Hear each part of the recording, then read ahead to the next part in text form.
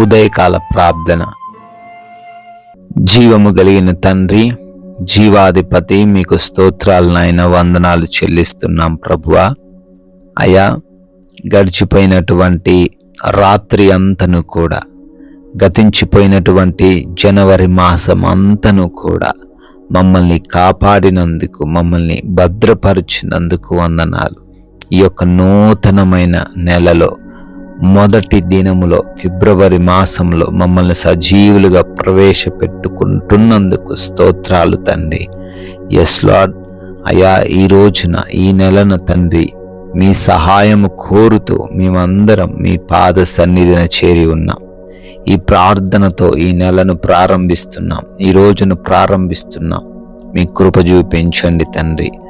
Yes Lord. నేను నిన్ను విమోచించి ఉన్నాను, భయపడకుము అని యెషయా గ్రంథము 43వ అధ్యాయము 1వ వచనం ద్వారా తండ్రి మాకు తెలియపరుస్తున్నారయ్యా. అవునయ్యా, మీరు మమ్మల్ని విమోచించి ఉన్నారు, పాపము నుంచి విమోచించారు, సమస్యల నుంచి విమోచించారు, దుష్టుల చేతుల నుంచి విమోచించారు, భయంకరమైనటువంటి శోధనల నుంచి కూడా విమోచించి ఉన్నారని, ఈ రోజున మేము భయపడక జీవించాలని, అయా, విమోచించింది మనుష్యుడు కాదు, సర్వశక్తిమంతుడు అయిన దేవుడవు నీవేనని మాకు ఈరోజు తెలియపరుస్తున్నందుకు, అయా, భయము లేకుండా, కలవరము లేకుండా ధైర్యము కలిగి జీవించాలి అని తెలియపరుస్తున్నందుకు మీకే స్తోత్రాలు ప్రభువా, స్తుతులు, వందనాలు చెల్లిస్తున్నాము తండ్రి. ఈ రోజున తండ్రి, మమ్మల్ని మేము మీకు సజీవ యాగముగా సమర్పించుకుంటున్నాం ప్రభువా. కృప చూపించండి అయా. ఏ పరిస్థితుల్లో, ఎటువంటి సమయములో, ఎటువంటి స్థలాల్లో మేము ఉన్నా కానీ మీ నామాన్ని మహిమపరచాలి నాయన.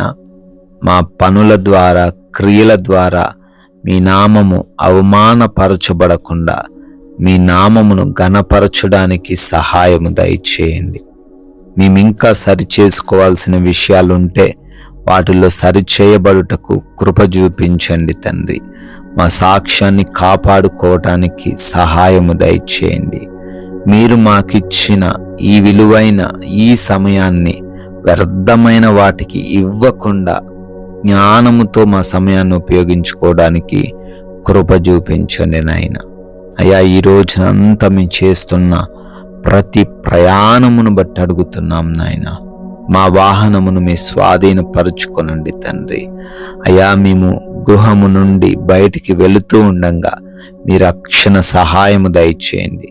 క్షేమముగా వెళ్ళి మరలా సురక్షితముగా మా ప్రాంతాలు మేము చేరుకోవడానికి కృప చూపించండి. అపాయాలు, ప్రమాదాలు, మార్గమందు ఏ సమస్య కూడా మమ్మల్ని తండ్రి ముట్టకుండా మీ కృప చూపించండి నాయన. ఆయా పనులను కూడా దీవించండి. చేస్తున్న ఉద్యోగ, వ్యాపార, పరిచర్య, చేతి పనులను, వ్యవసాయ పనులను అన్నిటినీ కూడా నాయనా దీవించండి. ప్రతి బిడ్డ కూడా వారి పనులలో తండ్రి ఉన్నత శిఖరాలు అధిరోహించులాగున సహాయము దయచేయండి. వెనకబడిపోకుండా, ఆగిపోకుండా ముందుకు సాగడానికి సహాయము దయచేయమని అడుగుతున్నాం ప్రభువా. ఆయన నూతనమైన కార్యాలు ఈరోజే మీ కృపను పట్టి ప్రారంభిస్తున్నారు. ఆ పనులను కూడా తండ్రి దీవించండి తండ్రి. ప్రభువా, ఈ రోజున ఏ బిడ్డ కూడా ఏ లోటు లేకుండా, ఎటువంటి ఆకలి బాధలు లేకుండా కావలసిన భోజనముతో వారిని సంతృప్తిపరచండి. మంచి ఆరోగ్యమును వారికి అనుగ్రహించండి. అప్పుల సమస్యలు, ఆర్థిక కష్టాలు ఏవి వారి దగ్గరకు రాకుండా సమృద్ధినిచ్చి పోషించమని బ్రతిమాలుకుంటున్నాం ప్రభువా. అదే విధముగా ఈ రోజున నెమ్మదికరమైన, సమాధానకరమైన, ప్రశాంతమైన జీవితాన్ని ప్రతి బిడ్డకు మీరే దయచేయండి. గృహాలలో ఒంటరిగా ఉంటున్నారు తండ్రి. ఏ దుష్టుడి కన్ను వారిపైన పడకుండా ఈ రోజంతా వారిని కాపాడండి నాయన.